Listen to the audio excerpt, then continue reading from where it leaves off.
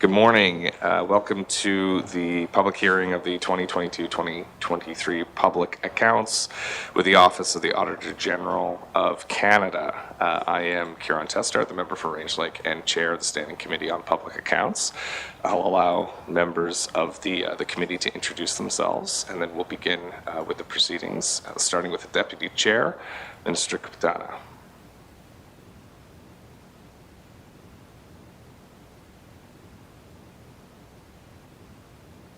Can you introduce yourself, Minister, or? Sorry about that. That's all right. I forget to unmute myself. Good morning, I'm Lucy Kapitana. I am the MLA for Nunavut, and happy to join you all today here as Deputy Chair for the Public Accounts Committee. Thank you. Mr. McNeely. Good morning. Welcome for day 2. My name is Danny McNeely, representing the Satu region. Good morning and welcome and happy Tuesday. My name is Danny Rogers. I'm the MLA for Nunavut Lake. Thank you. Thank you, committee. And with us today we have Sophie Miller, who is the Assistant Attorney or Auditor General, and Lana Dar, who is Principal with the Office of the Auditor General. Today's proceedings are, as members of the public may have noticed, a hybrid proceeding. We have members here in the room with us and online, and we are being streamed on social media channels, and we look forward to looking over the public accounts with our friends from the Office of the Auditor General. So I'll turn the floor over to you, Ms. Miller. Mr. Chair, thank you for the opportunity to discuss our audit of the consolidated financial statements of the Government of the Northwest Territories for the 22-23 fiscal year. I would like to respectfully acknowledge that we are gathered on the traditional unceded territory of the Yellowknives Dene First Nation. I'm accompanied by Lana Dar, who is the principal responsible for the audit. As the Government of the Northwest Territories Auditor, our primary responsibility is to audit the government's consolidated financial statements and express an opinion on them. As legislative auditors, we also report on the government's compliance with specified authorities. The Government of the Northwest Territories Public Accounts is a key government accounting document that can help Legislative Assembly members understand the results of the government's financial transactions. Therefore, our audit of the consolidated financial statements supports the Legislative Assembly's oversight of the government, promotes transparency, and encourages good financial management. The committee's review of the public accounts is an important step in ensuring accountability and transparency of how public funds are spent and how government finances are reported.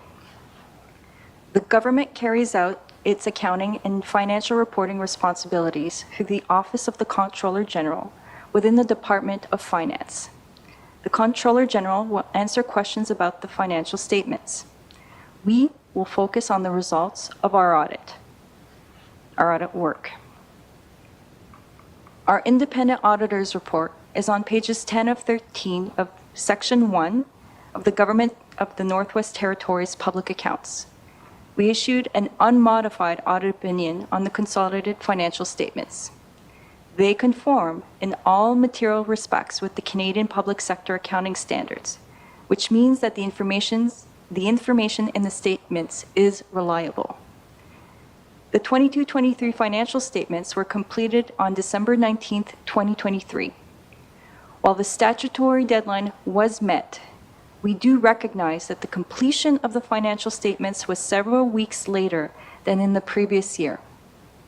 The reasons for the delay include challenges in implementing new accounting standards, as well as the summer wildfires in the territory that caused evacuations of Yellowknife and other communities. The evacuations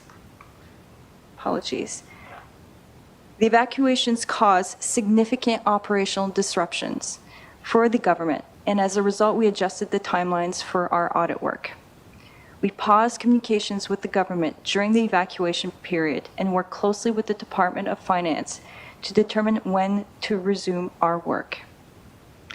The other challenge that I mentioned was the implementation of the new standard on asset retirement obligations in 22-23. The new standard required the government to record a liability in relation to any legal obligation that will result in future costs when tangible capital assets are retired. The government has tangible capital assets that are subject to this standard, such as buildings or infrastructure. So for example, the government may have to remove asbestos from buildings. As a result of implementing the standard, the financial statements show that the government has a liability for asset retirement obligations of $140 million as at March 31st, 2023. The standard was a challenge for the government to implement and a significant area for the audit. There is complexity in estimating future costs, and the government had to analyze relevant information and make certain assumptions. As we were conducting our work, we proposed adjustments to the estimate, which management made. We also provided a management letter with recommendations for the government to consider as it continues to refine the estimate. I would like to thank the Comptroller General, the Deputy Minister of Finance, and staff of the departments and public agencies who were involved in preparing the government's financial statements. Mr. Chair, this concludes my opening remarks. We would be pleased to answer the committee's questions. Thank you, Mr. Chair. Thank you, Ms. Miller. Committee, if you have any questions, now's the time. Mr. Rogers. Thank you, Mr. Chair. Mr. Chair, now that GNWT are moving towards a polytechnic university, and I know, is there any recommendations made by the Auditor General as to whether the reporting will change for the polytechnic, and maybe speak to how that reporting is done in other jurisdictions for polytechnic universities? Thank you, Mr. Rogers. Oh, sorry. Thank you, Mr. Chair, and thank you for the question. Yes, so perhaps what I could do is provide a snapshot of the Aurora College at the current time and how it is consolidated within the government's consolidated financial statements. So currently with the Aurora College, it is designated as an other government organization, which does mean that it is operating in the accounting terminology, under the control of the government, and therefore it is fully consolidated into the government's financial statements. In the accounting context, the concept of control is defined in the handbook, in the standards, and there is criteria to determine whether there is control, and therefore determining whether an entity is consolidated or not. As you noted, the member noted, there is some variation in terms of different public institutions that we could look to for comparison, and it does differ in different jurisdictions, in different provinces as well. Thank you, Ms. Starr. I'll just remind members you don't need to touch the mics today. We have a technician who'll do it for you, and our witnesses as well. Mr. Rogers. That's fine. Thank you, Mr. Chair. Mr. Neely. Thank you, Mr. Chair. As we know, the last couple of fiscal years, this government has really experienced high costs related to the natural disasters. And this audit that we're going through now is 22-23, which would reflect the disasters of the flooding that happened in several communities. So there's a cost associated with that. And I would imagine it's probably in the management letter with recommendations. So if a copy could be provided to the members, and this year's natural disaster of last summer. So year one you had the flooding disaster, and year two you had the fire disasters at a capital cost. So I just want more information about that and how it is reflected in your audit proceedings. Thank you. Thank you, Mr. Neely. Ms. Starr. Chair. So thank you for the question. In terms of the natural disasters and their costs for the government, that is part of the work that we audit in each annual year. So we would be looking for expenditures or transfers or grants that might be made by the government in the fiscal year. So for 2021, 2022, we saw the flooding events that happened, and of course with the August 2023 wildfires, any of the costs associated with evacuation, whether they're capital or on an O&M side, that would be captured in the current year's audit, 2023, 2024. In terms of our work and how we summarize it, the public report that we issue is the independent auditor's report that Ms. Miller talked about in her opening statement.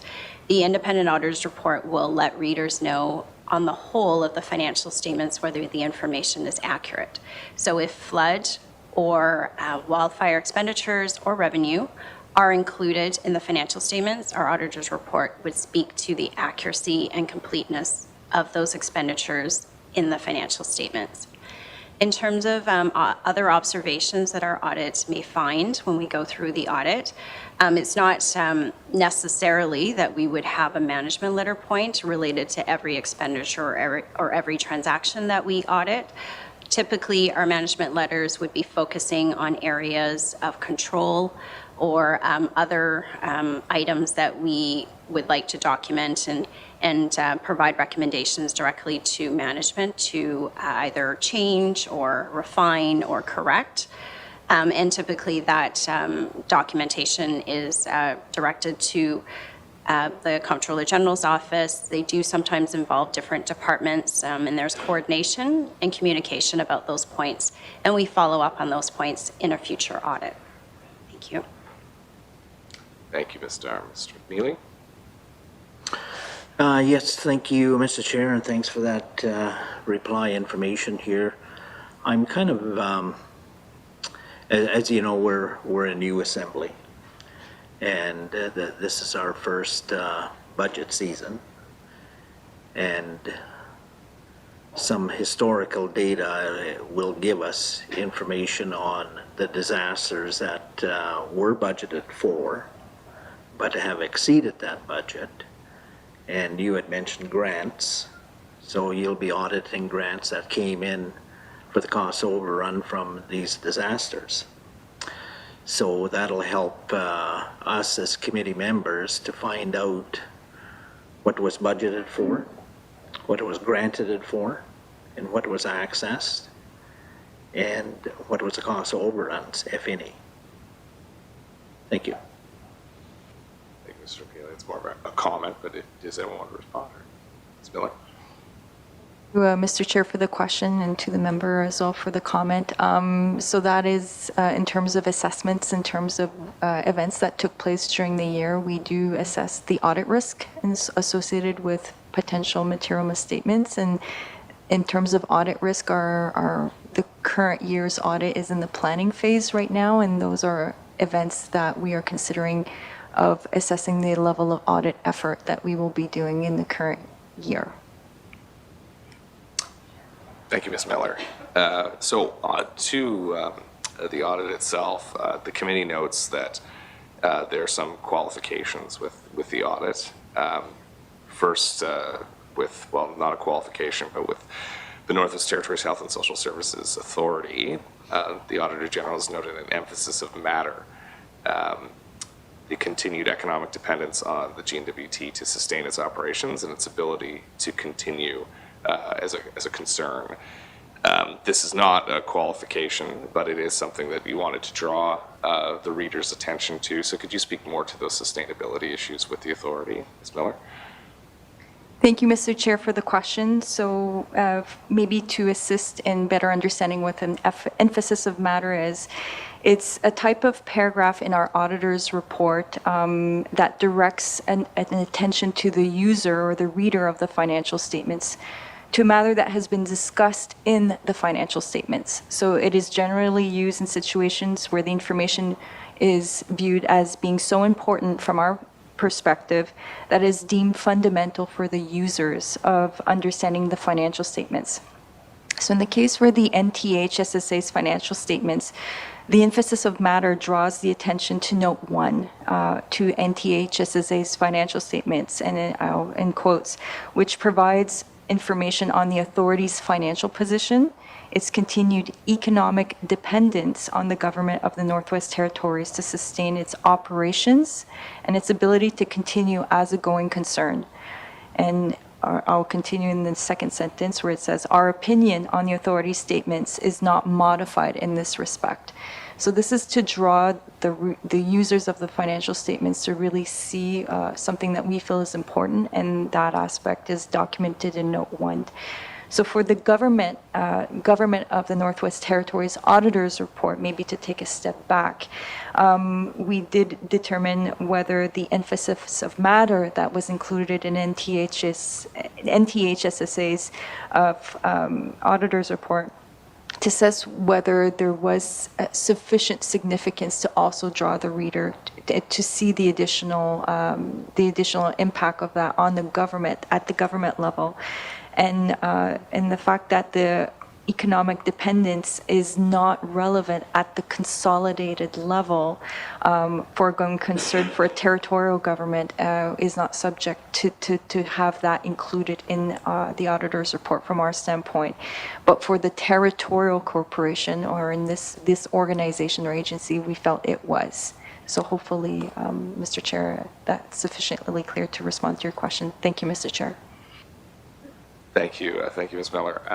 Hopefully, as complex as financial statements can be, but I think it's not lost on committee that this is an area of concern that we will keep an eye on. I think the solutions are probably beyond our review of the public accounts, but it is clear that sustainability within the authority is a challenge, and will continue to be a challenge if if it continues on this path. The committee also notes that the Northwest Territories Hydro Corporation, which is the entity that also comprises the Power Corporation, missed its statutory deadline, and therefore has a qualified audit. Can you speak to that, Ms. Miller? Thank you, Mr. Chair, for the question. So while the government of the Northwest Territories received an unmodified audit opinion, we did issue a modified audit opinion on the Northwest Territories Hydro and Power Corporations due to the entity missing its statutory deadline, which was the end of August 2023. And our audits were completed on December 11th, 2023. Some considerations for modifying opinions include, in this case, a non-compliance with missing the deadline because it's specific to specified authorities that are relevant, and the significance of the reporting delay. The reasons for the delay in the completion of the entity's financial reporting include the wildfires and the evacuation impacts, but also the challenges, as I mentioned in my opening statement, in implementing the new accounting standard of PS 3280 for the asset retirement obligation. Thank you, Mr. Chair. Thank you, Ms. Miller. Do you issue guidance or follow up when there is a statutory deadline that's missed, or through your work with management to ensure that they can meet their timelines? Ms. Miller? Thank you, Mr. Chair, for the question. So this is an area that we do want to work with management to avoid this situation of taking place. Often there's different facts and circumstances in general that could lead to a statutory deadline being missed. In this case, it was a significant new standard. And also we did mention about the wildfires. So removing climatic events. In this situation, we would state that when there's a new standard that will have a significant impact on an organization's financial statements, doing as much work ahead of time and planning for the work is something that we feel is key. Also, good communication amongst ourselves and management to avoid these situations from happening is also key. And on that note, I'll leave it at that, Mr. Chair. Thank you. How would you, thank you, how would you, not rate, that's probably too strong a word, but like how would you characterize the communications with management when you do a financial audit? Thank you, Mr. Chair, for the question. So, in general, as we conducted the financial audit for the government of the Northwest Territories, our collaboration communication with management is very good.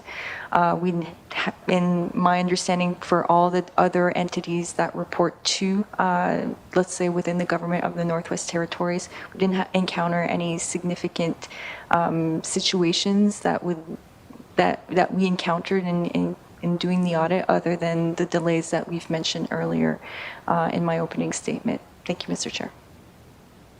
Thank you, Ms. Miller. Mr. Rogers. Thank you, Mr. Chair. Mr. Chair, you spoke about the GNWT Health Association's sustainability plan. I wonder, can the OAG tell us what work they've done with GNWT to assess the sustainability plan? Maybe if you see any targets in there to eliminate their deficit eventually, and kind of an assessment of the adequacy of that plan. Thank you, Mr. Chair. Thank you, Mr. Rogers. Ms. Miller. Thank you, Mr. Chair, for the question. The member's question is a very important one, but unfortunately is out of the scope of the audit for the financial statement of NTHSSA. We would recommend to maybe ask that question to management in terms of the assessment, or what has been done to assess the sustainability, maybe at the government level. Thank you, Mr. Chair.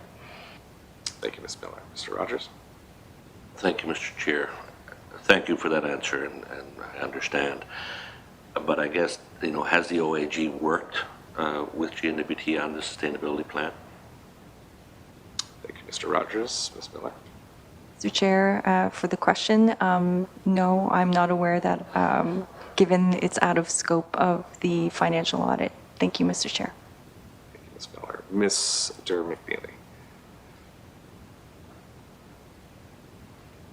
Thank you, Mr. Chair.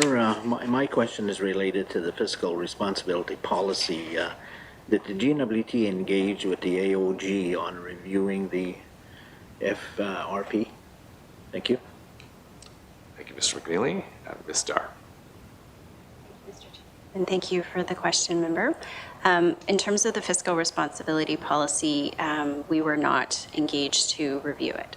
Thank you. Thank you, Ms. Dar. Mr. McNeely. Thank you, Mr. Chair. Is there future willingness by this government to start discussions on the fiscal responsibility policy?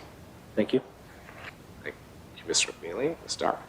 Mr. Chair, in terms of review of policy, it's not an area that from the OAG standpoint we would comment on in terms of direction or support for or not. A review of such a policy is beyond the scope of the audit work that we would be doing on the government's consolidated financial statements. Having said that, where the policy is included in other information that is included in the public accounts, and in this particular case of previous years, the policy was included in discussion in a section called the Financial Statement Discussion and Analysis part of the public accounts. And this is other information that we, as the auditors, do review. But we are looking at it in terms of a lens of whether there's any material discrepancy with the information in that section of the report with the financial information that's in the financial statements. If there were, we would comment on that and be working with management to remove those inconsistencies. But in terms of the relevance or the detail in the policy and how to calculate or come up with different parameters, that's not an area that we would comment on as part of our audit. Thank you. Thank you, Ms. Dar. Mr. McNeely. Yes, thank you. I'll just use an example of compliance. during the fall months, this government develops the capital plan, which goes to the main estimates the following months. So if you're auditing the capital plan to make sure it's in compliant with the FRP, is that part of your audit process? Thank you. Mr. McNeely, Ms. Starr? Thank you for the question. I would not say that we audit the capital plan. So the plan is similarly to a budget. It's a forward-looking document of what the government or management has put in place to drive their actions and help them plan to do accordingly.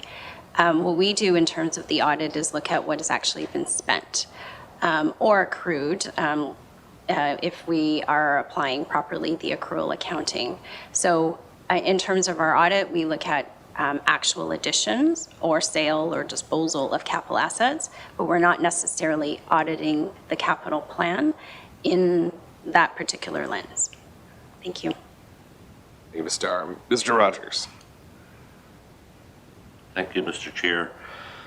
Mr. Chair, we realize that our infrastructure is aging. We realize that the committee understands that there's been a lot of work done in adding the asset retirement obligations, and it was a complicated undertaking to do that. Is the OAG confident that the $140 million valuation that was provided in the through public accounts, are they confident in that number, and the information, the data that was gathered about the government's assets, can that be used to make more timely, I guess, funding decisions to replace some of these long-term assets? Thank you, Mr. Rogers. Ms. Starr? Thank you for the question. In terms of the implementation of the asset retirement obligation standard, you were correct. It was definitely a challenging undertaking. It was complex to estimate at a point in time what future costs will be. And as you mentioned, there are a lot of tangible capital assets within the government's financial statements, lots of different types, all with different estimated useful lives and end-of-life estimation involved. I would say that in terms of our audit work, we worked really closely with the departments, with the Office of the Comptroller General, to look at all aspects of implementing the standard. We started with obtaining an understanding about legal obligations, because that's the driver for booking an obligation. We then looked at the asset listing to make sure that it was complete and that assets were considered to look at whether at retirement there would be that legal obligation. And then we turned to more details in looking at the government's methodology to calculate the liability, whether the data that was used as the inputs were accurate. And through that work, there were some discussions, there were some recommendations in terms of adjustments to the estimate. And our conclusion was at March 31st, 2023, at a point in time, the $140 million estimate is reasonable. Having said that, because we're talking about future costs and some of the conversation that we had with committee is that with any estimate such as this, you can expect it to change in the future. You will always have better and more accurate information. And the expectation is that the estimate will change going forward.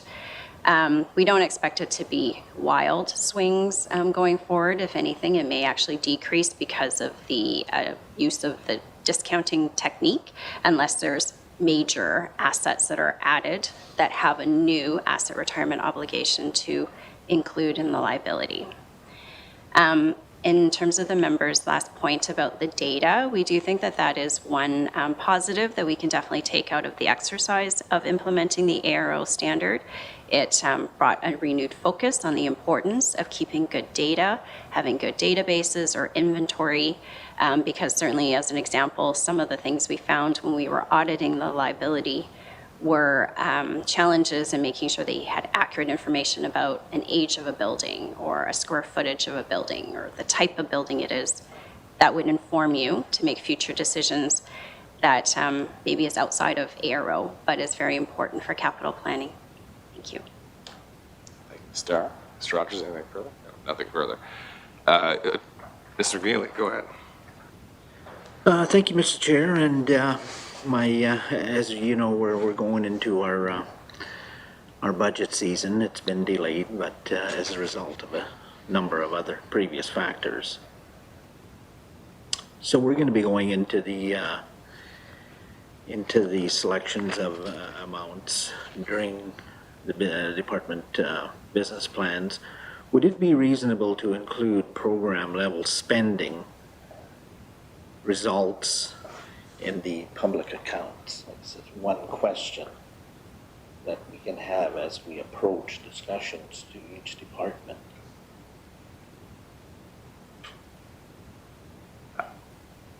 Thank you, Mr. McGinley. Ms. Miller? Thank you, Mr. Chair, for the question. So our audit opinion is for Section 1 of the public accounts for the consolidated financial statements. So the information, as we mentioned during my opening statement, that the financial statements can be considered as reliable. So in terms of the spending or the expenditures that you'll see in the notes in the financial statements, you can rely on that information. When it comes to departmental spending, and I'll maybe just look to Ms. Dar to just confirm if there's other reports that feed into that information. It's not information that we have necessarily audited per se. They would have been consolidated in the financial statements of the Government of Northwest Territories financial statements, but not to the level of detail if you're looking at the spending at the department level. Ms. Dar, would you have anything else to add to that? Thank you, Mr. Chair. The only thing I would add to hopefully help the member's question is in the financial statement discussion and analysis, there is quite a bit of substantive information about comparison to budget or comparison to prior year. And I think that in that section of the public accounts, if there's particular interest in particular departments or program spending, that's where the more finite explanations can be inputted. And that particular section is similar to the other comment I made about it's other information that we would review for consistency with the financial statements that we audit, but we don't necessarily put an audit opinion to that section. Thank you, Mr. McGinley. Thank you, Mr. Chair. This is more of a comment in preparation for our discussions leading into developing a department budget. The one that's probably going to be most contentious in discussions leading up to it would be allowing a modest budget for the Department of Health and Social Services. As we know, our post-pandemic inflationary cost environment is here and real, with the escalating inflationary prices for a number of things, including high interest rates as well. So those are factors that me personally, and I think everybody would agree on going into setting a modest budget that would reflect the operations of our territorial health care. As you know, already walking out of the gate, we are operating and representing a high operating cost compared to other parts of Canada. So would it be freely to say that escalated prices from previous years could be in the neighborhood of 10-15%? Thank you. Ms. Starr. Ms. Miller. Thank you, Mr. Chair.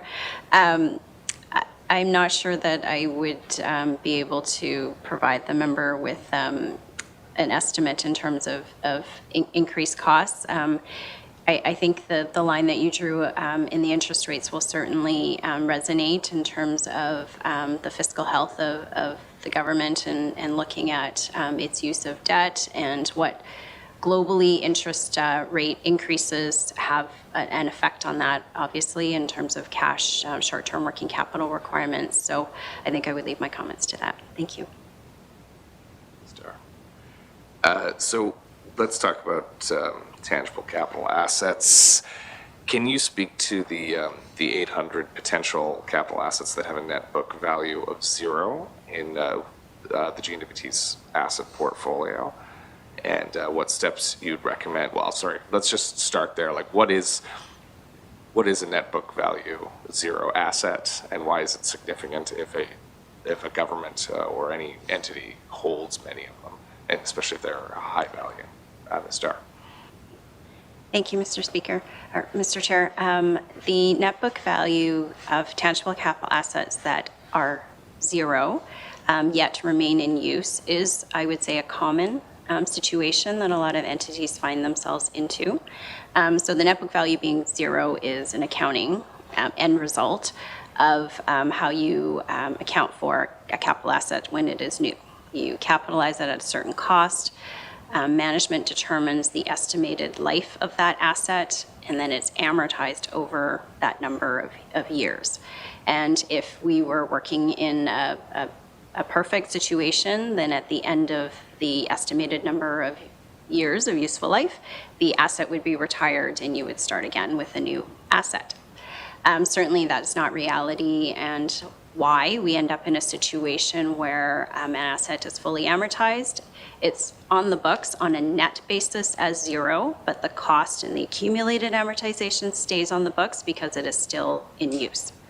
And what that means is that there's decisions to be made as that asset is ending its life, as in terms of what additional repairs might be needed to continue to allow it to be used, or what the replacement cost is of that particular asset.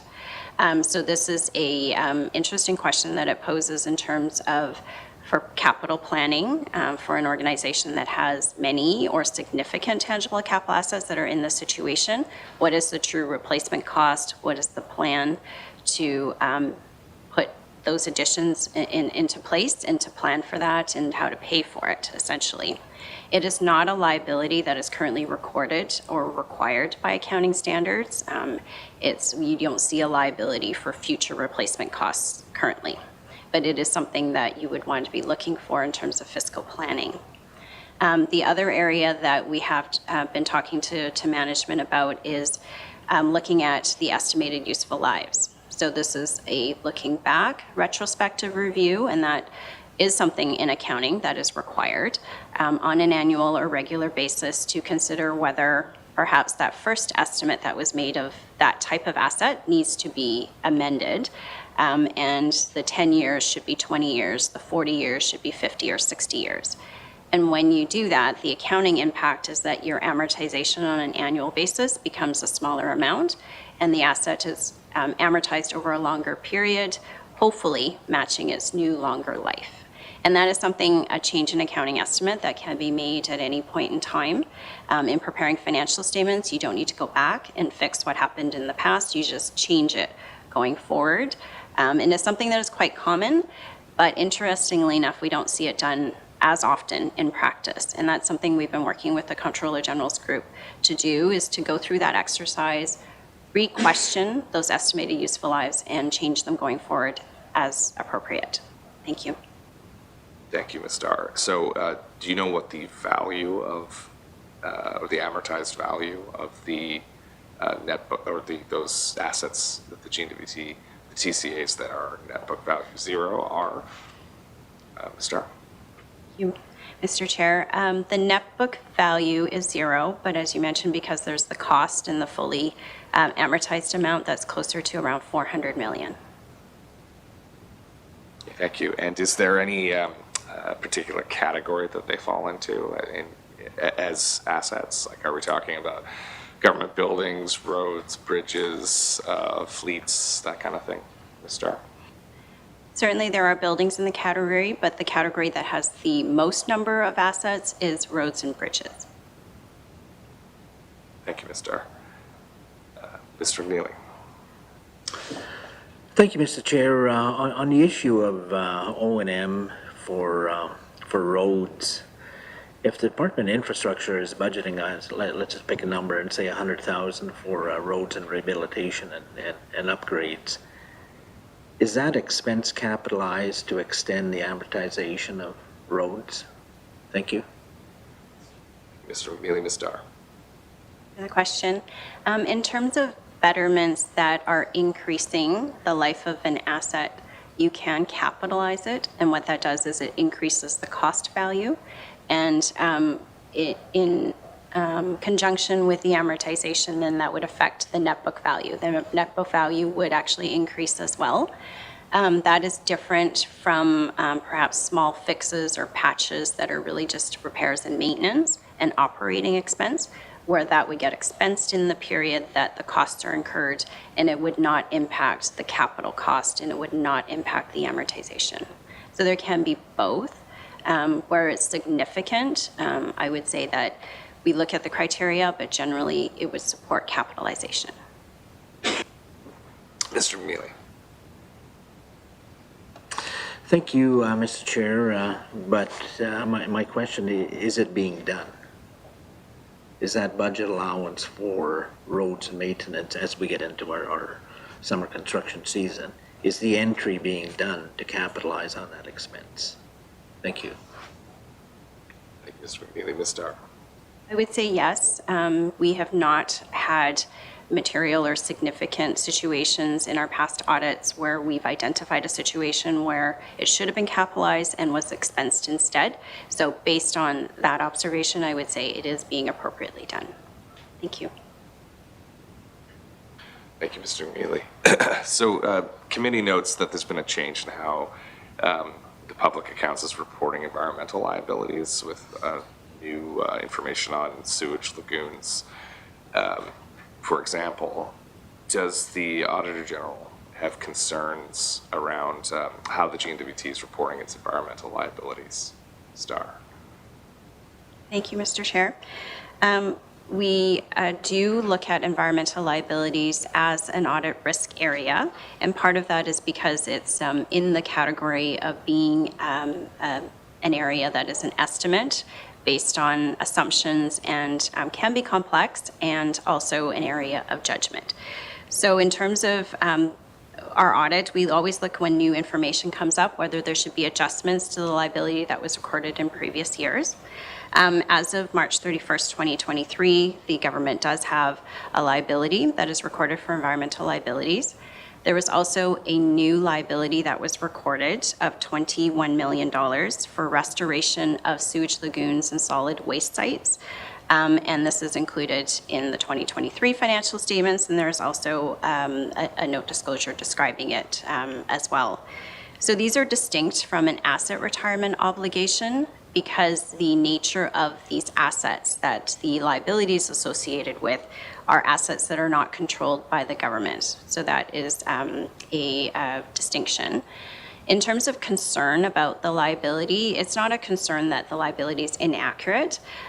It's more of a forward-looking intention to make sure that any future liabilities that should be recorded as a result of future events or future decisions or future actions by the government are then appropriately captured and estimated and potentially included or added to these existing liabilities, whether it goes into the general environmental liabilities financial statement line item or into this new one relating to sewage lagoons and solid waste sites. Thank you. Thank you. And were the $21 million for this category, was it previously included in kind of the consolidated environmental liabilities line, or is this new information that the GNWT was unaware of? Ms. Starr. It was not previously included in the previous environmental liabilities, so it is new as a result of new events and actions taken in the year. Thank you. So what is your opinion on the GNWT's disclosure of a site which a liability has not been recognized, which can be found on page 30 of the public accounts? Ms. Dar. Thank you, Mr. Chair.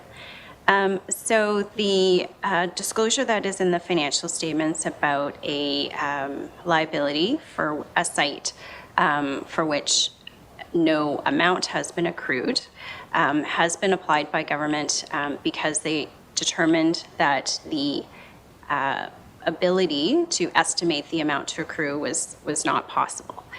So that there's ongoing work being undertaken by the government to update its estimate, and what the standards provide is the ability to provide note disclosure to readers so that they understand that there is a liability. However, it's not possible to come up with a reasonable estimate at this point in time.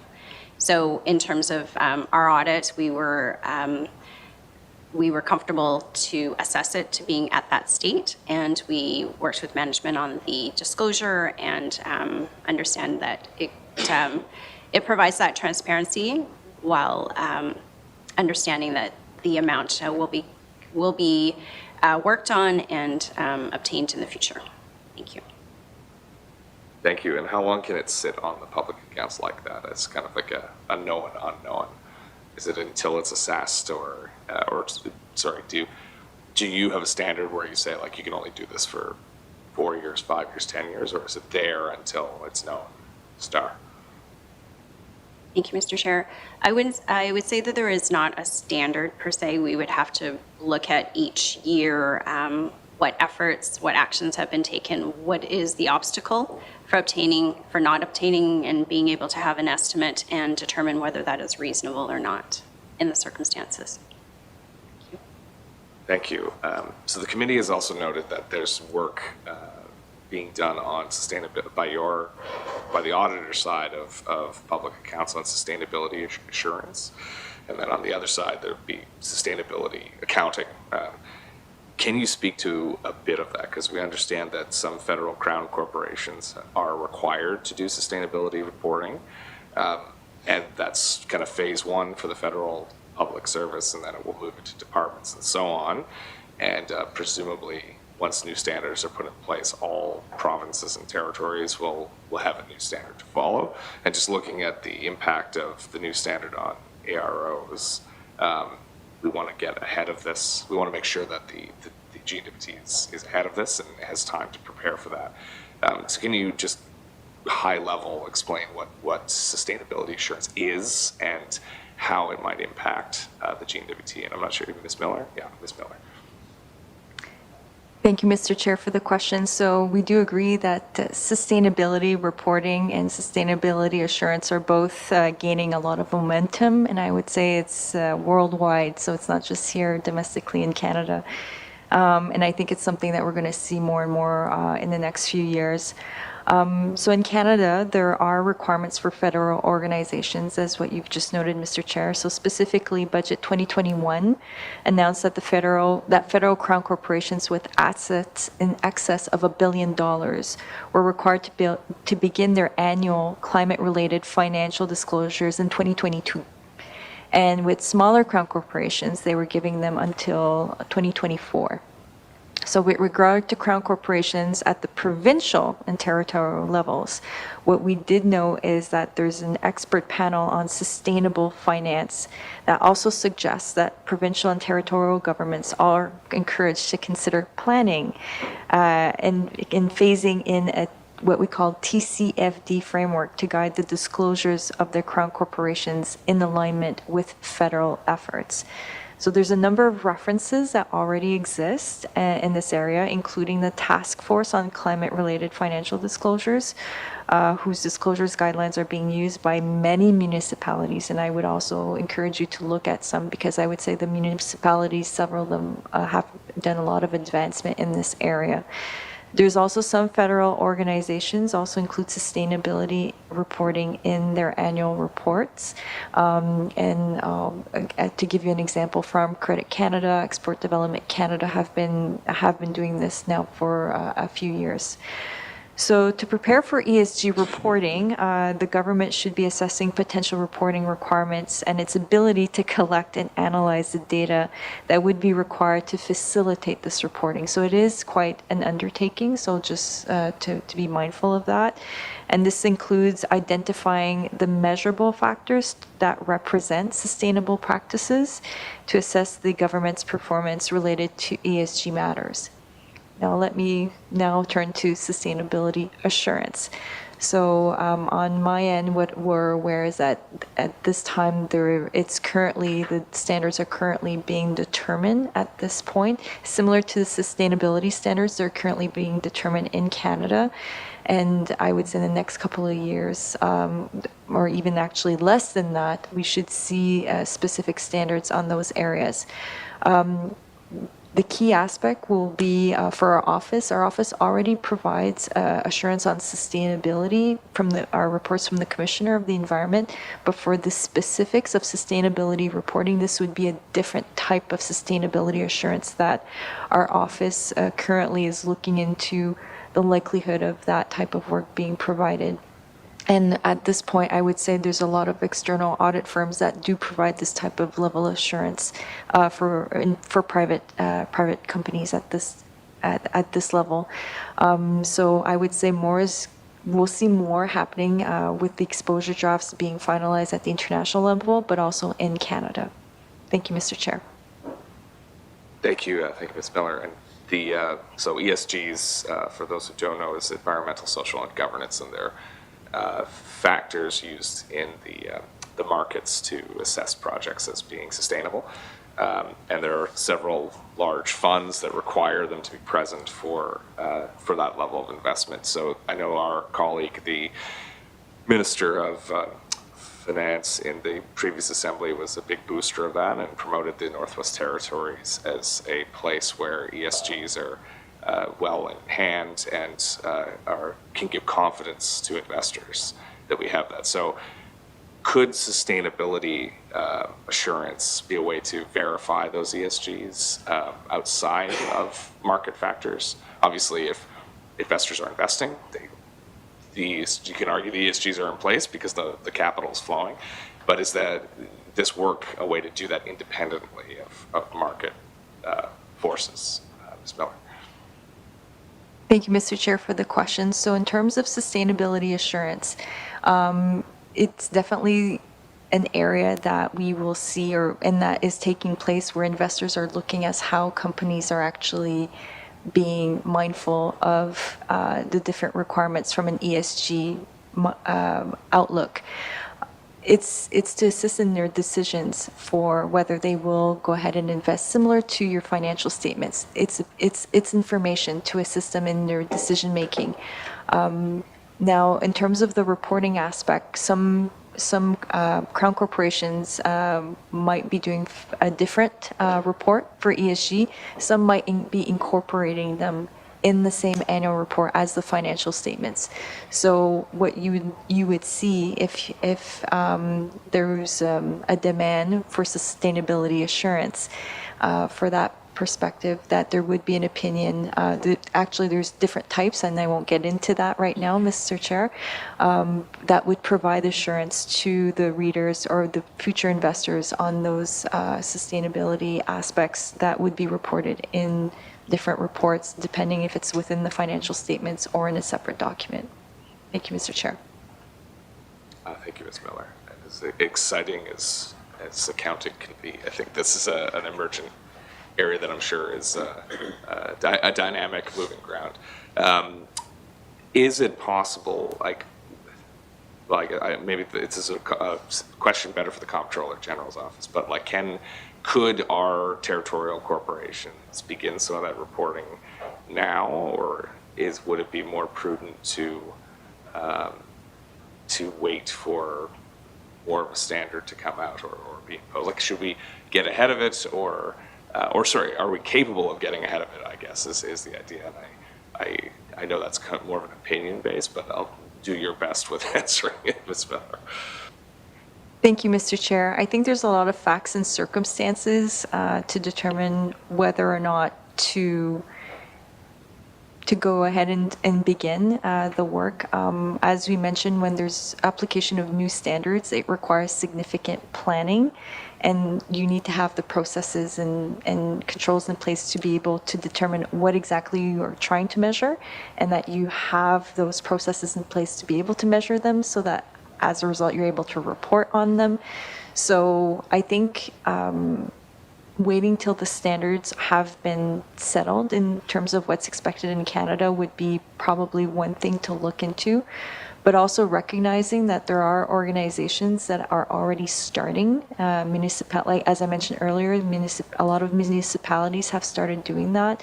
looking into as well what's happening at the federal Crown Corporation level from a best practices perspective could also be a consideration.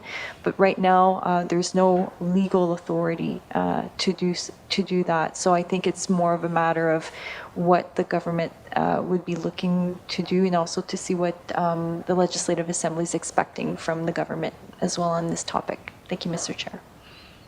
Thank you, Ms. Miller. And my mind turns to the treatment of P3 projects in the past. Before there was a standard, that there were various ways of reporting it that kind of governments got ahead of because they knew it was a live issue. So I think this is of interest to committee. So thank you for your thoughts, and I'm sure we'll have those discussions with the Comptroller General as well. I'll turn back to committee for any more questions. Mr. McNeely. Thank you, Mr. Chair. Mike, my question is related to the NT Power Corporation. During your audit, what issues should members pay attention to about your audit into the Power Corporation? Like what really sticks out in terms of previous years to your last audit? Thank you. Thank you, Mr. McNeely. Ms. Starr. Thank you, Mr. Chair. Thank you for the question. As Ms. Miller spoke earlier, in terms of the power corporations and the hydro corporations audits this year, they were planned to be completed earlier. There were the challenges that we've been talking about in terms of the combination of the implementation of the asset retirement obligation standard, which did impact both organizations because of the nature of their capital assets, and also the evacuations. Hay River actually had the 2 evacuations in the audit period, and that really did disrupt and created just a reprioritization of work and keeping everybody safe before they could return to the situations. So that really created delays in the timeline. In terms of the audit itself, we did not modify the opinion on the financial statements. So the numbers in the financial statements, the balances that you see are reliable, and we did not issue any modification to them. The modification was on the compliance aspect, and that was directly tied to the requirement in the Financial Administration Act to report by their extension date, which was the end of August, which was not met. The biggest area that we worked on in terms of the audit, the level of effort and the most complicated, was related to the asset retirement obligations section. And a lot of that, I think we've discussed as well, is because of just it being a new standard. Some of the old data needed to be refreshed and re-questioned to make sure that all of the information that was used in the calculation was accurate. And there was the need for coordination between the GNWT and the hydro and power corporations management to work together to make sure that they were coordinating and using the similar assumptions if that was appropriate, or if different assumptions needed to be used, explanations as to why. So there was definitely that complication with it not being completely standalone, but yet we issue standalone audit opinions on the power and the hydro corporations. Thank you. Thank you, Ms. Starr. Mr. McNeely. Yes.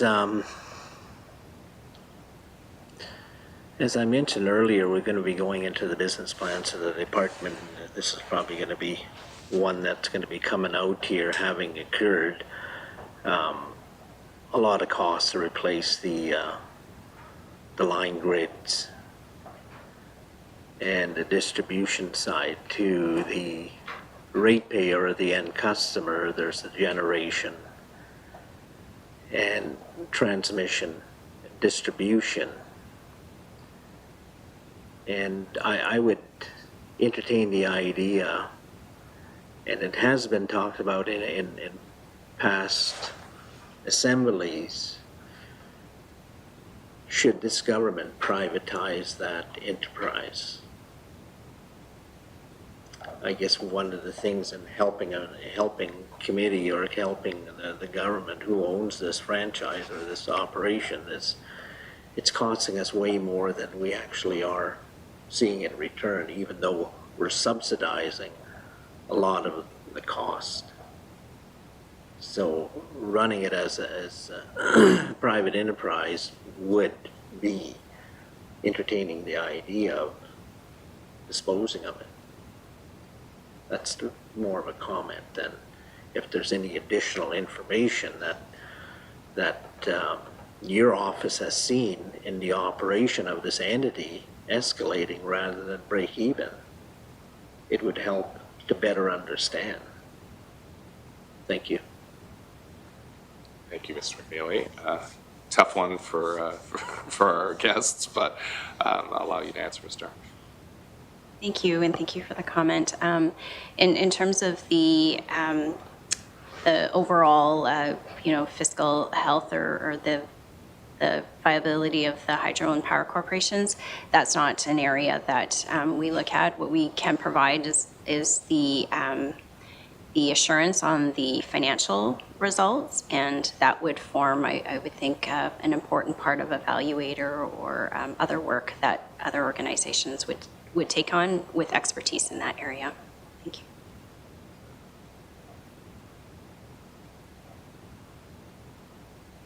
Thank you, Mr. Chair.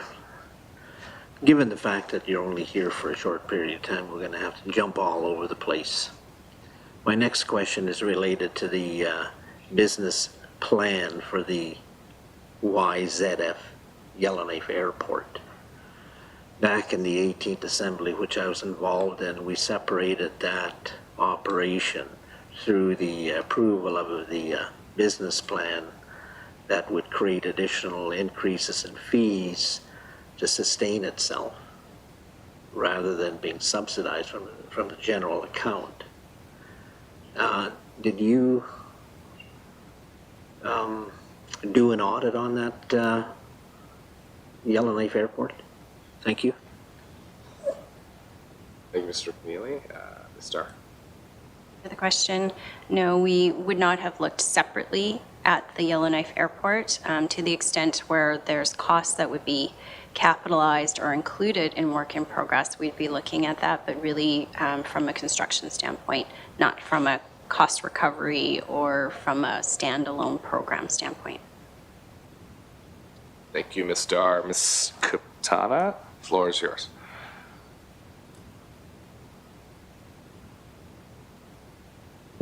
Thank you, and thank you everyone for the really good, insightful questions. I really appreciate all the information from the Office of the Auditor General. Talking about environment and sustainability, and one of the things that is very critical to the Nunukput riding is our marine transportation system. And something that concerns me about MTS over the last number of years is the low water levels up the Mackenzie River, and how difficult it is for resupply, especially fuel and our goods and our equipment going to our most remote communities of Sax Harbor and Paulatuk and Ulahaktuk. Is there something that the Office of the Auditor General could review or look at to determine the viability of the operations of MTFs? Thank you, Madam Minister. Ms. Dar or Ms. Miller? Ms. Miller. Thank you, Mr. Chair, and thank you for the question. At this point, in terms of assessing the viability, isn't within the scope of the work that we do for the public accounts for the government. And when it comes time to a Crown Corporation, again, the scope is to provide an assurance on financial statements.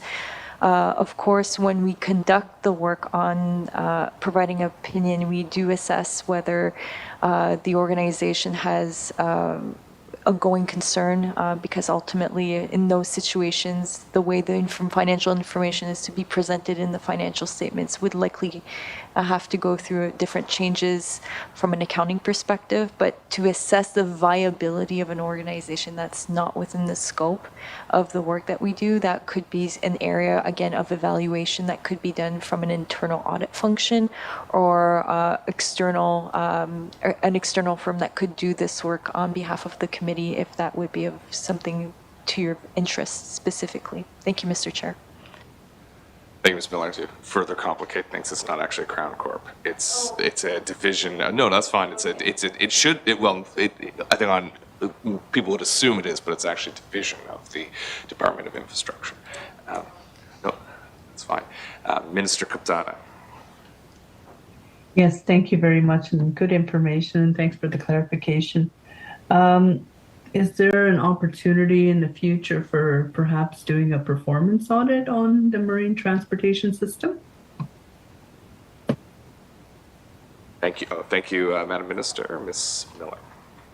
Thank you, Mr. Chair, for the question. If there's a topic from a performance audit perspective, we usually like to receive input from the committee members of areas of interest. When we do a performance audit, we will usually do it to assess whether programs were delivered with efficiency, economy, with a value for money type of focus.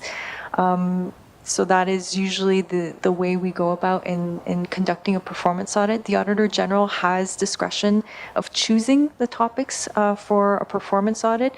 But as I mentioned earlier, if this is an area of committee interest, this can be a proposal that the committee can provide for the Auditor General's interests and also planning for the upcoming period. Thank you, Mr. Chair.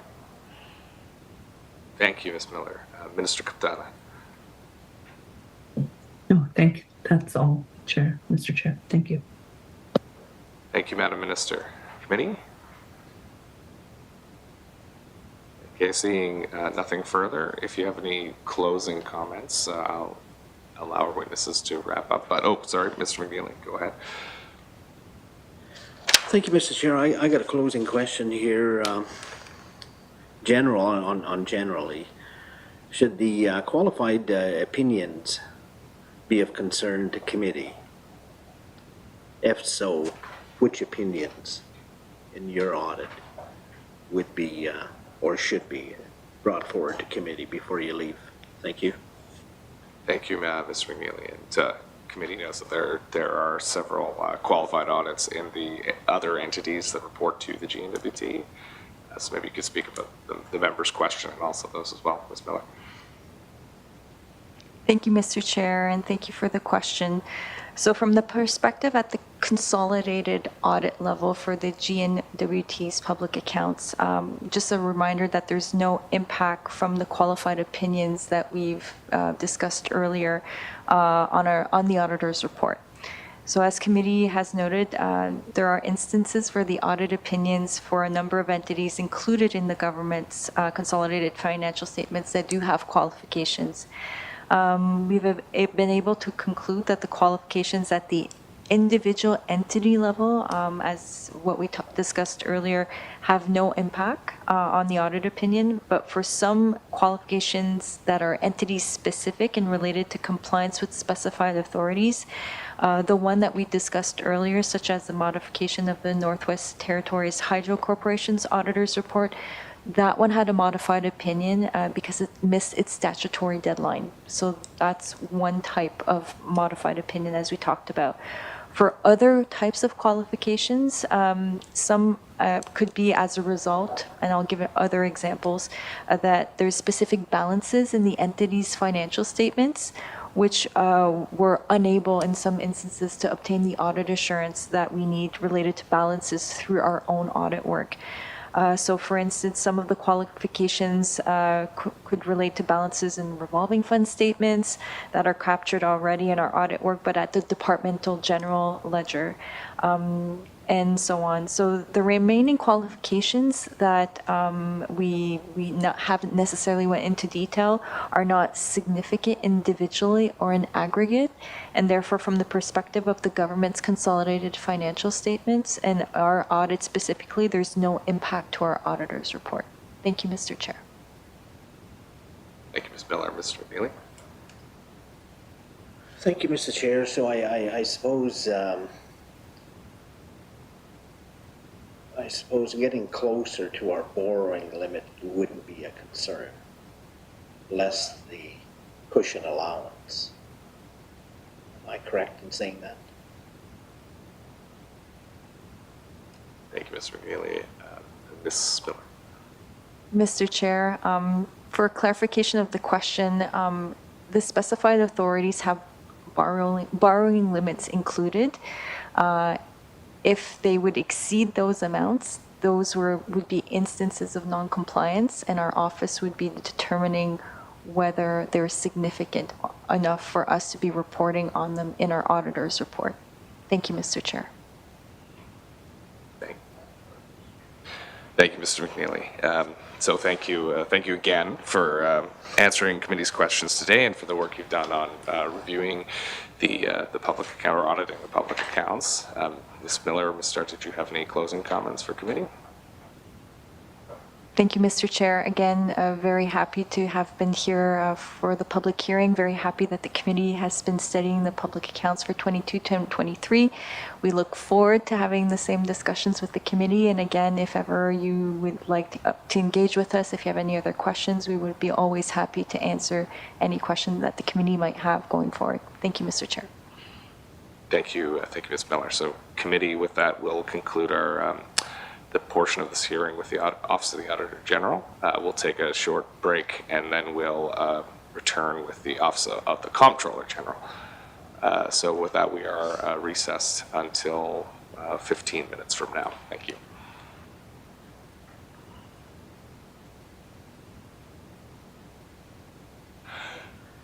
I'll call committee back to order. All right, everyone.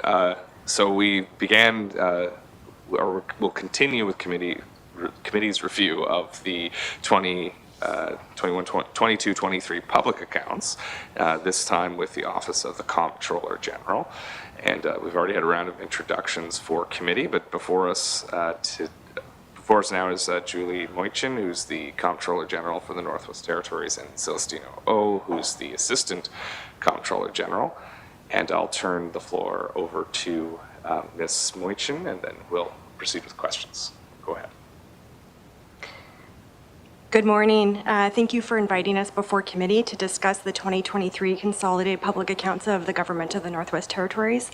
As the chair said, my name is Julie Moitchin, and I'm the Comptroller General for the Government of the Northwest Territories, and I have with me today Mr. Celestino O, the Assistant Comptroller General, as well as Vincent Hardy, who's the Manager of Consolidated Public Accounts Preparation and Reporting, and Lindsay Dempsey, who's the Senior Financial Reporting Advisor. The public accounts is a key accountability and transparency reporting mechanism of the GNWT and presents the financial position and the results of operations at the consolidated government reporting entity for the fiscal year. The consolidated public accounts are audited by the Office of the Auditor General Canada, and the independent auditor's report again this year provides an unmodified or clean opinion. In terms of financial highlights, the 2023 Consolidated Public Accounts reports that revenues were $2.8 billion and expenses were $2.7 billion, which resulted in an operating surplus of just over $100 million. During the year, the GNWT invested $366 million into capital infrastructure. Overall borrowing was $1.38 billion, which resulted in the government's residual borrowing capacity being $422 million at March 31, 2023. As we look forward, there is much work to be done as we have a number of new accounting standards to implement, reporting on revenues and expenses related to natural disasters that are material to our statements, and continue to refine our financial statement discussion and analysis section to improve its readability wherever possible, to name a few. And finally, I would like to acknowledge the finance teams from every GNWT department and agency for their contributions to the on-time completion of these consolidated financial statements. I would like to highlight that the spring and summer of 2023 was a challenging time as a result of evacuations that displaced those whose work feed into these statements. It took much commitment from many to get these done on time. I would further like to acknowledge the work of the Office of the Auditor General for their dedication and the extra effort it took on their part to work around changing deadlines as a result of the impacts to our workforce. I'm very proud of all of our teams. And that concludes my opening remarks. Thank you, Mr. Chair. Thank you, Ms. Moitchin. And on behalf of committee as well, we want to recognize the Herculean effort that was put into getting it under the statutory deadline. And we commend your team and all the reporting teams in the GNWT, or in the public service and collective entities. So committee, we have, unlike the previous round of questions, which was for the auditor, we now can ask more direct questions of the government on the public accounts. So I'll turn to committee now for any questions. Yeah, I'll get the ball rolling. So we spoke with the Auditor General about the qualifications or modified audit opinions of, in particular, the Power Corporation, or NT Hydro, and I can't remember the other one, the emphasis of matter for NTHSSA. So let's speak to the health authority, because I think that's kind of top of mind right now for many. What is the government's plan to address that sustainability issue that the committee's attention has been drawn to by the auditor? Ms. Boychin. Mr. Chair, what I can speak to in terms of sustainability is that the government is undergoing a sustainability review, and of course included in that review is health and healthcare costs. What I can speak to directly is the work that NTHSA has done in terms of completion of their financial statements and the completeness of the results in those financial statements. They have improved their financial reporting as well as internal controls. And we're very pleased with the efforts they have done in terms of reporting on those. So thank you, Mr. Chair. Thank you. How would you characterize that? Is that an improvement from previous public accounts in terms of the completeness of their statements? Ms. Boychin? Thank you, Mr. Chair. Not in terms of completeness, but just a number of years ago, the Health Authority did not meet its statutory reporting deadline. They do form a large part of the consolidation because their numbers are quite large, and so we do really rely on the on-time completion of the entities in order for us to complete the consolidation work and have our statements done within the statutory reporting deadlines. They did a lot of work, really great work. They're now on time completion, and so we really appreciate those efforts that they have made. Thank you. Thank you. So an entity that was not on time was NT Hydro. So we've heard the reasons why. What measures are you putting in place to assist them with their reporting so we don't see them missing deadlines, especially the statutory deadlines? Ms. Boychin. Thank you, Mr. Chair. Yes, as the Auditor General noted, there was a very complex accounting standard that came into force during the public accounts in front of you. It was very complex. We had started the work on that a number of years ago, but of course, as adjustments change and as we learn more about the standard and as others are implementing it also for the first time, there was much to be learned. But I also think we learned a lot from that implementation as well in terms of how we might see ourselves preparing for the next one. NT Hydro also noticed 2 separate evacuations which displaced their workforce, and so they were impacted by those timelines as well. They were also waiting on the government for some feedback into their ARO work, and so when we're displaced, so was that information and that feedback loop, if you will, back to them. So in terms of this year, we've changed a little bit about some of our audit instructions, or sorry, not audit instructions, but our preparation of the statements instructions. We've paid some more attention to the communication and what's needed, and in terms of just more specific deadline. And this isn't specific to NT Hydro, but just in general in terms of our planning. So for big items that we see as feeding into the next year's financial statements, what is that information we're going to need? Who are we going to need it from? And being maybe a bit more specific in those instructions on that. So we work really closely with NT Hydro. I think last year was going to be a tough one because of the standard before the evacuations happened, and I think we did work really well together. And so we do have really good communication with the finance team, and so we just continue to have that dialogue and build on that relationship. Thank you. Okay, thank you, Ms. Boychin. And finally, on this topic, we note, committee understands the ARO implementation affected the entities with large amount of assets, like the housing corporation and the LHOs that feed into that, and the anti-hydro. But there were a number of school boards and education authorities that also had qualifications with their audits related to revenue. Could you explain what those qualifications were and how we're addressing that? Because we do note that one of them, YK1, had a clean audit, and then there was a second group that had qualified audits that are kind of historically have been seen before, and then there's this new group of entities that have qualifications around fundraising revenue sources. Ms. Boychin. Oh, sorry, Mr. Earl. Mr. Chair, yes. With regards to the school boards that have qualifications relating to fundraising, essentially what it is common for not-for-profits particularly, but entities in general who do fundraising activity. One of the challenges that is faced is to ensure that any reported fundraising is complete. As an example, if you do a fundraising, even if you have an inventory system such as a number of tickets sold and so forth, there's a possibility that a citizen may come along and say, hey, I appreciate the work that you do. Here is $5 or $10 to contribute, whatever it may be that they're able to contribute. And the challenge with that is that no matter what internal control you set up, somebody can approach you and provide a donation towards your cause. The issue becomes then is how do you ensure that that donation reaches the bank account of that organization? And it is actually virtually impossible to be able to do that because, again, no matter what internal control system you have, you cannot account for an individual outside of that system making a donation on your behalf. And so essentially what that does is it creates a scenario where auditors are unable to address what is referred to as the completeness assertion, to say they can only audit what has been reported in the books. If a fundraising or donation item was not reported in the books, it could be anywhere out in the public.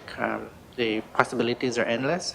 And so as a result, generally speaking, they put a qualification to indicate that the fundraising efforts are as reported, but they're unable to comment on the completeness of it. The possibilities will always exist that there could be a stray donation that didn't make it into the bank account. And so that's one area where the school boards, because they do fundraising for various activities, whether it be specific for a school program or recreation, sports, other youth activities, they generally include that as a qualification in the audited statements. Thank you. Thank you, Mr. Earl. I'll just remind anyone speaking today to end your statement with a thank you, so we can give a cue to our audio technician. We note, though, that many of these, we have one school board that has a clean audit. Historically, I think many of these organizations have had qualified audits. I think it's the preference of to see clean audits moving forward. So is there a way to resolve this, or an action plan, or further guidance in the preparation of the statements that would allow for clean audits across the board for all of these, all the entities that report to the GNWT? Should I go back to you, Mr. O? Sure. Thank you, Mr. Chair. With regards to the fundraising qualifications at the school board level, again, because it's a scenario where trying to create an internal control to capture any donation that's floating out and in the public is never possible.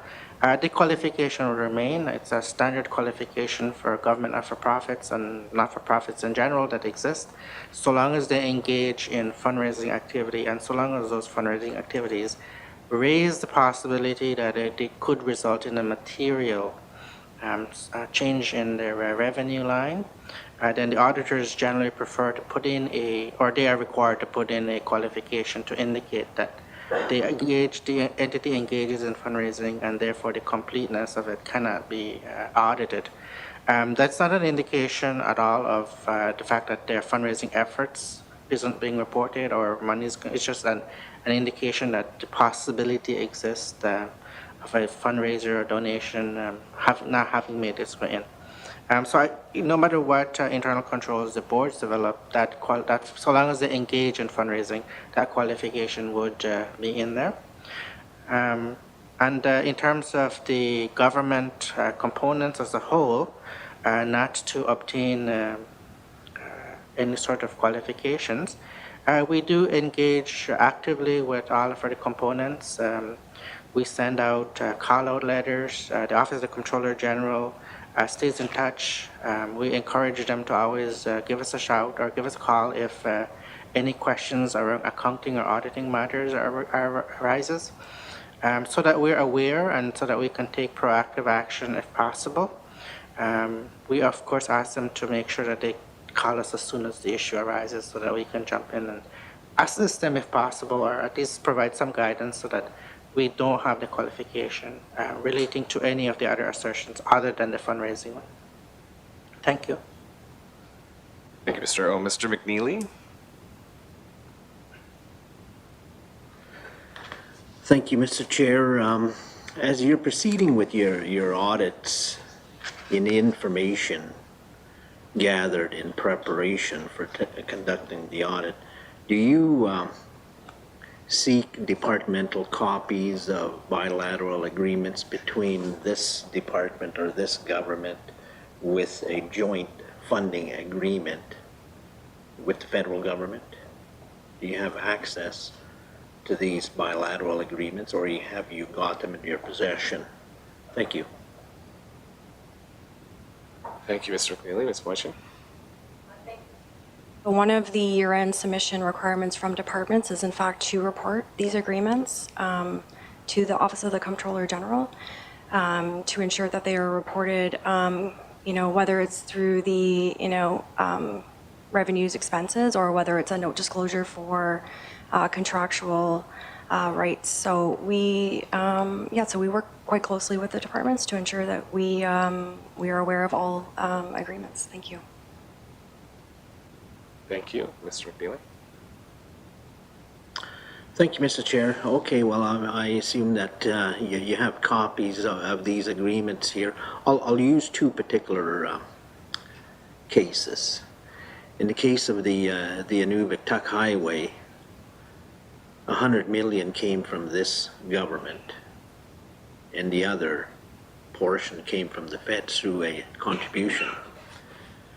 And the Mackenzie Valley Highway, as announced in 2018, had joint funded for that project in the amount of, I think this government contributed 32 or 37 million, and the balance was contributed through this bilateral agreement by the federal government. So my question is, it would be safe to say that your entries and the expenses from these agreements are accounted for? Thank you. Thank you, Mr. McNeely. Ms. Moishin? Thank you, Mr. Chair.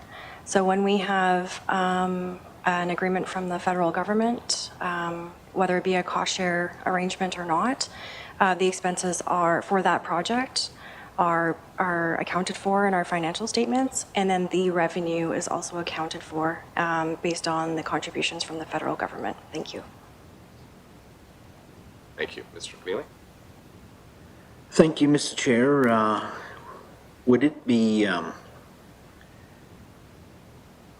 okay for the committee to get a report on the existing bilaterals and how much has been drawn down and what is the balance left over? Thank you. Thank you, Ms. Moishin.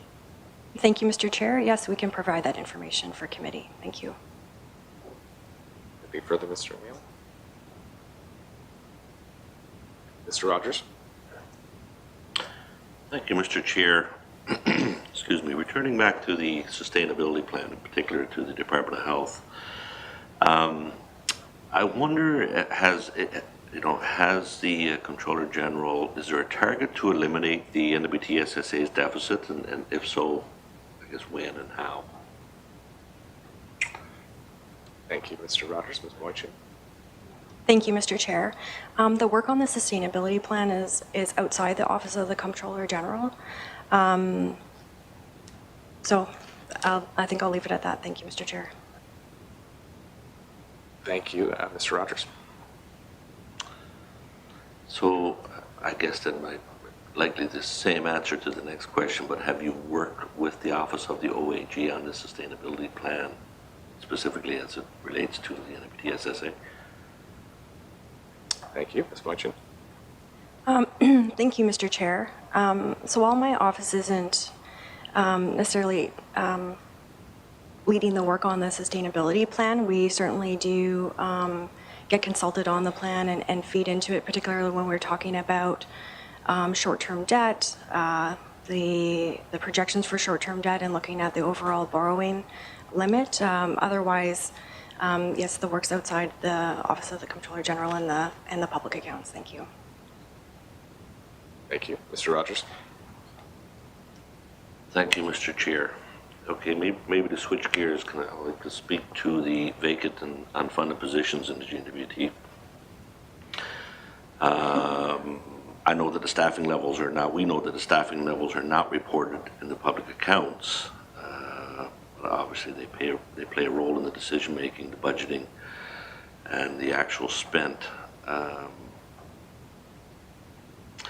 Have you looked at and determined, I guess, through your work, what vacant positions are funded and kind of the effect of those vacant positions, and whether or not that could be something that could be likely a tool to use going forward as we look at this government looking at a, being a fiscally responsible government in the coming years?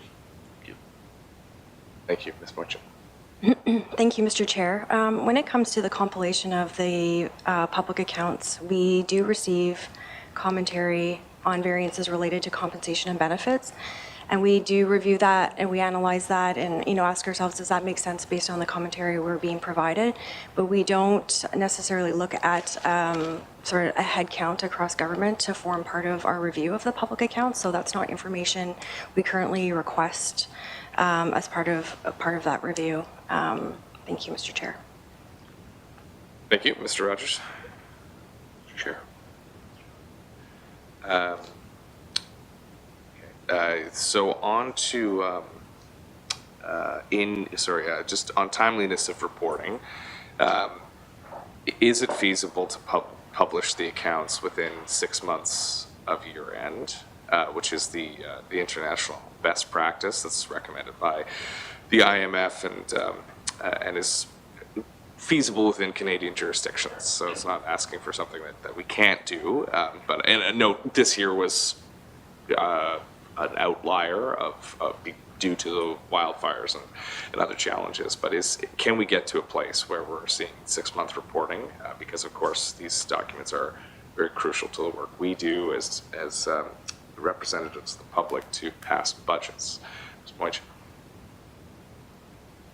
Thank you, Mr. Chair. The timeliness of reporting is something that is top of mind for my team. Certainly last year was a no exception year, and our deadlines were extended greater than we had liked. But so every year we try to look at, when we're doing our planning for year end, where are there opportunities for us to bring, lower that gap in terms of time. There are challenges because some of our consolidating entities, excuse me, do have other subsidiaries they have to consolidate, and all of those require audits. So there's sort of that effect of these entities in some cases having 20 or so consolidating subsidiaries that require audits. So they take time to do and review. In order to help committee with the review of business plans, what we have done in the past and we're committed to continue to do is to provide the interim financial report, which is the non-consolidating, it's the GNWT departments. We provide that report to committee ahead of the statutory deadline, and we provide that by the end of August or the first week of September, and that timing has lined up nicely with business plans in the past, so we'll continue to assess, the dates for those, but that provides committee then with the details at a non-consolidated level to help inform those decisions that you're making during the business planning process. Thank you. Thank you. And well, we appreciate that. On the committee side, there's the public we have to be mindful of as well, and they don't have access to the same level of disclosure of those kind of interim statements as a result of confidences, right? So timeliness, is there anything we can do to assist or recommend to assist your office in whether it's resources, whether it's change to process to improve the timeliness of the release of the public accounts? Ms. Moishin. Thank you, Mr. Chair. I think it's a recommendation that's been made, in the past, and it's something that we continue to look at as a team to see where we can find some efficiencies, what changes we can make. Some of them may be large in order to substantively change those timelines, and we'd have to work closely with the Office of the Auditor General as well. But it's definitely an item that we, are looking to see how we can find improvements so that we can get the reports done, as soon as possible. Not necessarily being able to commit to the 6-month timeframe, but certainly trying to find improvements year over year as best possible. Thank you, Mr. Chair. Okay, thank you. And as I said, the committee wants to be wants this to improve and wants to help make that possible. So please let us know what you need in order to do that. To that end as well, we note that in-year reporting is also something that takes place in other jurisdictions, in some cases quarterly. Those are amongst the largest jurisdictions. Currently, there's no in-year reporting of financial statements through the GNWT. So could you explain why we don't do in-year reporting? Ms. Boychin. Thank you, Mr. Chair. In-year reporting is a large undertaking, and we are a small jurisdiction, and we have teams who are doing public accounts, and then they jump into business plans, main estimates, capital planning, and they're back into year-end again. What the Department of Finance has done in the past is they do provide a fiscal update twice a year ahead of business planning and capital planning to provide members with sort of the latest snapshot in terms of what the forecasted revenues, any major changes to expenditures and capital, and also its impact on the borrowing limit. But otherwise, the year-end processes take quite a bit of time and effort and are pretty detailed. And so to try to duplicate that throughout the year, I think we would not be able to do so with the resources we have. But certainly the Department of Finance has provided those fiscal updates in the past. So thank you, Mr. Chair. Thank you, Ms. Moishin. And are those fiscal updates, are those public as well as available to members? Ms. Moishin? Thank you, Mr. Chair. Those are not prepared by the Office of the Comptroller General, so that's something I would take back to the department to find out. Thank you. Thank you. Thank you. I'll turn back to committee. Okay, hearing none. Mr. Rigby, go ahead. Thank you, Mr. Chair. Has your office, in approaching here our estimate seasons, has your office been assisting the Department of Finance here for developing this fiscal sustainability strategy? Thank you. Thank you, Mr. McNeely. Ms. Boychin. Thank you, Mr. Chair. Yes, my office was involved in terms of, so my office looks at and manages the short-term debt. And so those figures are included in the sustainability work. And so we were consulted on in terms of looking at those numbers and looking at, how those numbers might grow over time. Thank you, Mr. Chair. Thank you, Mr. McNeely. Thank you. I'm glad to hear that. I think all our heads are in the right place. Approaching the business plan season and developing what is really sustainable and best for these communities to support their health care, housing plans, education plans, and so on. So I'm glad to hear that you're providing support and historical data to see where you went high and for what reasons and what cost-cutting measures that could be informed to the department in drafting the strategy. Thank you. Thank you. That's a comment, but Ms. Boychin, do you want to? No. Anything further from committee? All right. So we talked to the Auditor General about the zero net book value TCAs. Should the GNWT be revising amortization based on the actual use of tangible capital assets? We heard that that's something that's possible and might be a more realistic measure for things like roads and bridges, which appear to be the largest amount of our zero net book value. Mr. O. The Chair, when this issue was raised a couple of years ago, we had added it to our list of items to tackle, and then of course we have had a few higher priority items to address.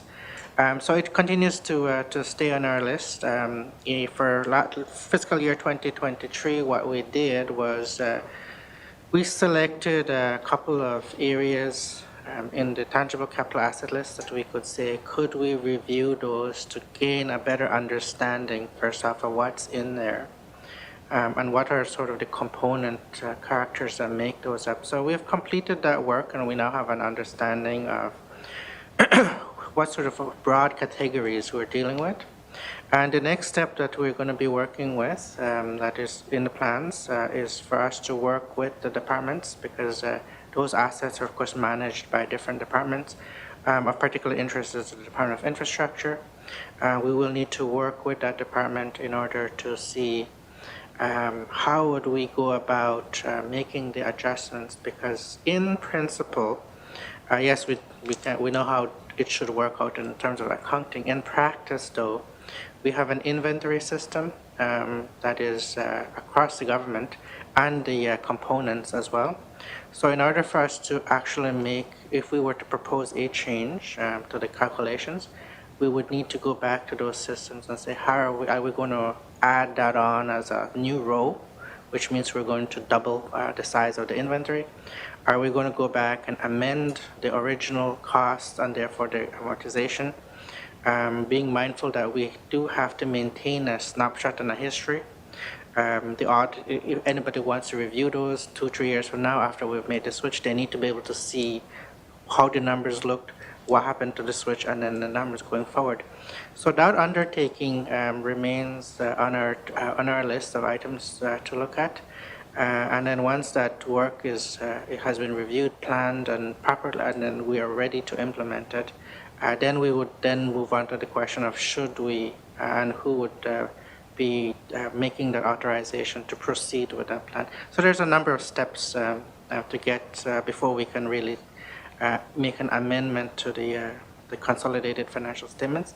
In the meantime, we're mindful of that it is not against the accounting standards. There's not a requirement to disclose it differently than we have. The amounts that are going to be reported and are reported now are not materially misstated. And so we do have that as one of the items that we're planning, and we need to do quite a bit more work prior to being able to roll it out. The other item too that we want to be mindful of is that we have no unintended consequences of making some of the adjustments. As an example, one of the questions that we have is if we recalculate the net book value of assets, how does that impact the schedule for maintenance? Although you would think they would not quite link because they're automated. The maintenance schedules are based on the inventory list, and so if we go and modify those numbers, we have to ensure that the teams who are relying on them are aware that we have changed these numbers, so you need to ensure that your schedule is not affected, and then you miss an important or key maintenance, because then that again deviates into making sure our insurance coverage is not impacted and so forth. So a bit of planning has to go into it before we make the practical leap over. Thank you. Thank you. Yeah, nothing's easy. But I think there is a distinction, and committee's mindful of it, between what's required by the standards and what could be best practice or kind of emergent. Would the Comptroller General's office be willing to share that list of kind of projects you have contemplated, like your to-do list of things with the committee, Ms. Moichin? Mr. Chair, yes, we'd be willing to share that list. Thank you. So on committee notes that the long-term bond fund is the $180 million long-term bond fund. It's unclear how this is being funded and how it impacts the operating surplus. Can you speak to that, Ms. Moichin? Or Thank you, Mr. Chair. So this fund has been set up to invest funds for the repayment of the $180 million bond in less than 30 years now at this point. And that is a cash transaction, so that's not funded through expenses or revenue, but it's through surplus cash. Thank you, Mr. Chair. thank you. So you may have heard our discussion with the OAG on sustainability assurance. Obviously, this is an emergent area. We note that your minister has spoken about the value of investing in the Northwest Territories because of our high ESG rating as a jurisdiction for doing business. What are you doing to account for that? And what is the process to, or what is your perspective on where we're moving with the standard, and how are you preparing for it? Thank you, Ms. Butcher. Thank you, Mr. Chair. So part of the work that we do in the Office of the Comptroller General is we watch closely the work, not just in Canada, but internationally on the work around accounting standards, what new accounting standards are being contemplated, and then once one is contemplated, feeding into, they ask for feedback into the drafting of these standards, and so my office will review. Sometimes we will sit through webinars, and then we respond to what they call exposure drafts and things like that. So we do try to stay very closely in tune with what's going on in terms of how the accounting standards might change. We know that ESG is a live topic. We have been watching it closely. At the moment, there is no standard, and so the public accounts do not require those ESG reporting metrics. But again, we're watching it closely to see whether that is something that will be a part of the public accounts going forward, and certainly sharing that information that we learn about that, outside our office and to the rest of the department. So it's work we're doing. We're staying involved in the discussions and just staying aware of all of the work that's being done on this at an accounting standard perspective. Thank you. Thank you. And I note that before there was a standard for P3s, we did report on them. So is it possible to do some ESG reporting along those lines, where maybe there's not a requirement to do so, but there's a value to the public's interest on ESG and investment opportunity as well? Is there something we could come up with on an interim basis ahead of the standards? And we'll start there, Ms. White. Thank you, Mr. Chair. When it came to P3 reporting, the standard was already sort of in development. It had already been determined to be a standard, and they were just in the process of sort of finalizing what that standard will look like, definitely, and when it was going to go live. So we had been following what we call their exposure draft criteria, so what we believe the final standard was going to look like, and we reported it that way. So the P3 standard actually comes live for the audit we're currently in, the year end that just finished. And so our hope is that there are not going to be material changes to our reporting because we've sort of been following an earlier version of that standard. Of course, we still need to do a completeness review to ensure that's the case.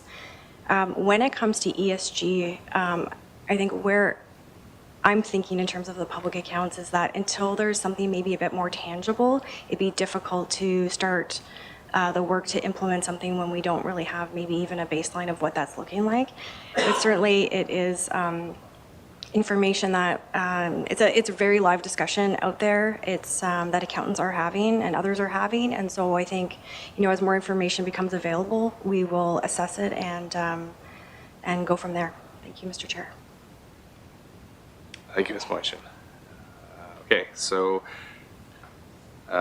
we have, so a number of questions were raised around things I would characterize as more as performance-based audits of things like MTS or healthcare sustainability that are beyond your responsibilities as the Comptroller General. But the OAG did speak to that might be grounds for internal audits. And could you speak to how your relationship or the department's relationship with internal audit, the internal audit function of the GNWT, and how that might be used to get to the heart of what members of this committee have asked for? Ms. Moitchin. Thank you, Mr. Chair. So the Internal Audit Bureau is a part of the Department of Finance, and the Comptroller General is the chair of the GNWT Audit Committee that oversees the work of the Internal Audit Bureau. The Audit Bureau is there for management typically and looks at areas of concern management may have and risks, and based on a risk review. And the Audit Bureau can do different kinds of audits, so they can do compliance work, they can do special investigations, but they can also do operational audits, which are those value for money audits, much like the Auditor General was speaking to. So typically when it comes to developing the audit plan, concerns that members raise in the House, risks that members identify, do feed into the overall plan, as well as those risks that management have identified or those that may be in the media. So just sort of formulating an audit plan based on all of those factors. So if management wanted to do an operational audit of MTS, it would be within the purview of the Audit Bureau to do so if the Audit Committee felt that that was the high priority, high risk area to look at. Thank you, Mr. Chair. And thank you for that, Ms. Moitchin. And would a recommendation from this committee be, would that raise that profile, or do you need kind of ministerial approval for that, Ms. Moitchin? Thank you, Mr. Chair. Typically, when members have a performance audit, they would request that of the Office of the Auditor General. That being said, the GNWT Internal Audit Committee does look at, concerns that members do raise. So if members were to raise it, then it could be considered by the Audit Committee. Thank you, Mr. Chair. Mr. McNeely. Thank you, Mr. Chair, and thank you, Mr. Chair, for raising that question. It's a good one in preparation for us to have information. Now, if these operational audits are being done or have been done or can be requested to do, would it be specific to get operational audits for MTS and the YZF airport? These are decisions that we make or going to be made or have made. But making an informed decision really relies on the information that we need to make that decision. Other than reading it in a newspaper last year saying that MTS was, I would say, subsidized again by an additional appropriation of $20 million. And the whole intent of the YZF airport back in the last assembly I was involved in was to separate this subsidized entity and create it as a standalone operation by raising revenue through raising taxes or fees. And it was going good, then elections happened. So I don't know how good it is going today financially. So I think that's another candidate qualified for an operational audit. Thank you. Ms. Moitchin. Thank you, Mr. Chair. I think if committee wanted to raise some areas that they're looking for more information on, it may not be that committee in fact needs an audit, but maybe it's just more information. And so I think if committee brought that forward, then we could certainly have a look at that and provide some feedback to committee in terms of next steps. Thank you. Mr. McNeely. Yes, thank you, Mr. Chair. if we can have that information, yes, that'll be greatly appreciated. Thank you. Thank you. So I think what the members looking for is some values for money analysis of MTS, YZF, airport, or something that can help us with a value for money analysis. Is that something you can provide, Ms. Boychin? Thank you, Mr. Chair. I can certainly take that request back and return to committee. Thank you. Anything further, Mr. McNeely? No, Mr. Chair, thank you. So committee notes that there are several program areas that have lapsed funding, including capital investment as well. And by that we mean lapse. It was unspent funding that was budgeted for. Is there a way to account for that within the public accounts? So a reader can see what was committed to in the estimates and what actually was spent in a way that draws attention to that, so it's clear how the kind of operational performance of those funds is. Thank you, Mr. Chair. There's a number of places within the public accounts where we do include budget information, specifically within the consolidated statement of operations and accumulated operating surplus. We do include a budget figure, and I've always liked to remind committee that in fact is the main estimates, and it does not include any supplemental appropriations, and that's an accounting standard. Further to that, in the financial statement discussion analysis section, we do include quite a bit more commentary than we used to on revenues and expenses and the variances between the different categories. And the financial highlights also include a bit of information, but the financial statement discussion analysis section provides readers with, and of course it's at a high level, but it provides readers with what were the main differences in the year between actuals and budget. When it comes to the non-consolidated, if we're talking about government departments, there are schedules at the back of section 2 that will show you for each department, what its overall expenditures were by the different activities, and those are the same activities you're going to see in the main estimate document, so they line up. And it includes the revised estimates, so you'll see the supplementary appropriations included in there, plus actuals, and you'll see the over or under. Thank you. Thank you. So are there any controls through your office to ensure to limit the amount of funding that can be lapsed? Because I'm aware of, some policies that exist in other jurisdictions where there's a limit to how much you can carry over. Otherwise, it returns to general revenue. And I think the interest is to make sure that what is appropriated is spent right on that given activity. So, what controls are in place to ensure that direction carries over? Yes, thank you, Mr. Chair. So when an appropriation is unspent at the end of the fiscal year, it lapses and it's not carried over to a future year unless it's specifically appropriated to do so through the Legislative Assembly. The revolving funds operate a little differently than that, but at the end of the day, if a department doesn't spend their funds, then that's it. It lapses, and either they have to reapply for those funds for future years. Otherwise, we don't look for any particular control in terms of like materiality on that. We just report on what their actual spends are and look at the commentary provided, ensure that that it makes sense based on the dollar value, and that's it. Thank you. Thank you for that. Mr. McNeely. Thank you, Mr. Chair, and thank you, Mr. Chair, for raising that lapsed funding.